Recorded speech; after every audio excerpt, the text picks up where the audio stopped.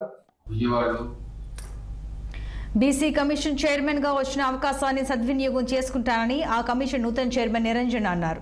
BC కులగణన చేసేందుకు కృషి చేయడంతో పాటు సవాళ్లను అధిగమించడానికి ప్రత్యేక కార్యాచరణ రూపొందించుకుంటున్నామని తెలిపారు. ఇక ప్రభుత్వం సీఎం రేవంత్ రెడ్డి సహకరిస్తే కులగణనతో పాటు బీసీల సమస్యలను పరిష్కరిస్తానని అంటున్న నిరంజన్తో మా senior correspondent Srinivas face to face. BC commission చైర్మన్గా సీనియర్ కాంగ్రెస్ పార్టీ ఉపాధ్యక్షుడు నిరంజన్ని ప్రభుత్వం నియమించింది. సో ఈ నేపథ్యంలో కూడా మనతో పాటు నిరంజన్ ఉన్నారు. సార్, ముందుగా మీకు కంగ్రాచులేషన్స్. బీసీ కమిషన్ చైర్మన్గా మీకు అవకాశాన్ని ప్రభుత్వం కల్పించాలని ఎలా భావిస్తారు? అంటే ఈ రోజుల్లో అనేది బీసీలకు సరి అయిన న్యాయం జరగాలనేసి బీసీలందరూ కోరుకుంటున్నారు. బీసీల కులగణన జరగాలి, వారి సంఖ్య దామాషాగా వారికి అవకాశాలు లభించాలని చాలా గట్టిగా కోరుకుంటున్నారు. దేశవ్యాప్తంగా కూడా కులగణన జరగాలని రాహుల్ గాంధీ గారు చాలా గట్టిగా పట్టుదలతో వాదిస్తూ ఉన్నారు.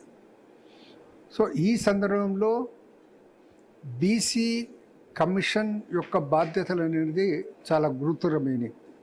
రాష్ట్ర ప్రభుత్వం కూడా రేవంత్ రెడ్డి గారు ముఖ్యమంత్రి గారు ఇక్కడ కులగణన అనేది జరిపే ఒక సంకల్పంతో ఉన్నారు. అది తొందరలో చేయాలనే సంకల్పంతో ఉన్నారు. అందుకే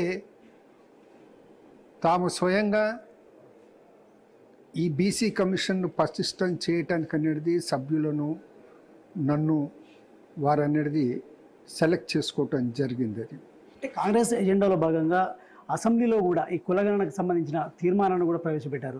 కానీ ఇప్పటికీ అంటే వెంటనే దీనికి కులగణనకు సంబంధించి ముందుకు పోతున్న ప్రభుత్వాన్ని కూడా చెప్పారు. కానీ ఇప్పటివరకు కూడా దానికి సంబంధించిన ఎలాంటి విధి విధానాలను కూడా ప్రభుత్వం చెప్పట్లేదు అని కూడా ప్రతిపక్షాలు విమర్శిస్తున్నాయి. సో ఇది ఈ నేపథ్యంలో కూడా దాన్ని ఏ విధంగా తీసుకుంటారు? ఇప్పుడు యాజ్ ఏ బీసీ కమిషన్ చైర్మన్గా ప్రతిపక్షాలు కానీ స్వపక్షం కానీ నేను ఇవాళ రేపటి నుంచి నేను ఛార్జ్ తీసుకున్నాక మాట్లాడలేను. సో పార్టీలకు అతీతంగా నేను ఉండి పనిచేయాల్సి వస్తుంది. సో విమర్శలకు అనేది తావు లేకుండా కమిషన్ అనేది పనిచేస్తుంది.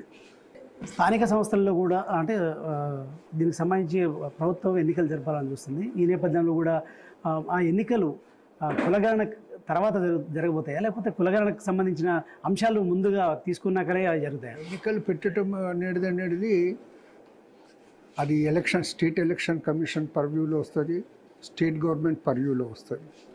అది ఎన్నికలు పెట్టాలా లేదా అనేది బీసీ కమిషన్ పర్వ్యూలోకి రాదు. బీసీ కమిషన్ ఏంటంటే బీసీలో ఎంతమంది ఉన్నాడు, వాళ్ళకు ఏ వర్గానికి ఎన్ని రిజర్వేషన్స్ ఇవ్వాలనే దాంట్లో బీసీ కమిషన్ తన కంట్రిబ్యూషన్ ఉంటుంది. చివరి చెప్పండి, మీకు ఒక సీనియర్ నేతగా, ఒక కాంగ్రెస్ పార్టీలో సీనియర్ ఉపాధ్యక్షుడిగా, సీనియర్ నేతగా కూడా కాంగ్రెస్ కష్టకాలంలో కూడా కాంగ్రెస్కి అండగా ఉంటూ కూడా పనిచేసిన పరిస్థితి అభివృద్ధి కోసం. అయితే ఈ బీసీ కమిషన్ చైర్మన్ పదవి అనేది మీకు దక్కిన సరైన గౌరవంగా భావిస్తున్నారా, ಅಥವಾ ఇంతకంటే ఎక్కువైన పదవులు ఊహించారా? అసలు గౌరవం అనేది ఎట్లా దొరుకుతుంది? పని చేస్తేనే కదా. ఇప్పుడు మీరు అంటుండ్రు పార్టీలో పనిచేస్తాం అనే మాట మీరు చెప్తున్నారు. ఇందులో కూడా ఇప్పుడు ఏ ఉద్దేశాలతో అయితే కమిషన్ ఉందో ఆ ఉద్దేశాలను కూడా పరిపూర్ణం చేయటంలో మేము క్రియాశీలకంగా పనిచేస్తే అది కూడా ఒక మంచి మాటగా నిలబడుతుంది కదా. తనకు ఇచ్చిన బీసీ కమిషనర్ చైర్మన్ అవకాశానికి సంబంధించి ఖచ్చితంగా నేను ఏదైతే ఆ పదవికి న్యాయం చేస్తాను, ఖచ్చితంగా అదేవిధంగా ప్రభుత్వ తన వంతుగా ఖచ్చితంగా కులగణన చేయడానికి కూడా కృషి చేస్తానంటూ నిరంజన్ చెప్తున్నారు. మరొక వైపు ప్రభుత్వం ఖచ్చితంగా సహకరిస్తే ఏదైనా చేయడానికి కూడా అవకాశం ఉంటుందని కూడా ఏదైతే బీసీ కమిషన్ చైర్మన్ నిరంజన్ చెప్తున్న పరిస్థితి. కెమెరామెన్ శ్యామ్తో శ్రీనివాస్, 6 TV, హైదరాబాద్. వినాయక చవితిని పురస్కరించుకుని విజయవాడ నగరపాలక సంస్థ కమిషనర్ ధ్యాన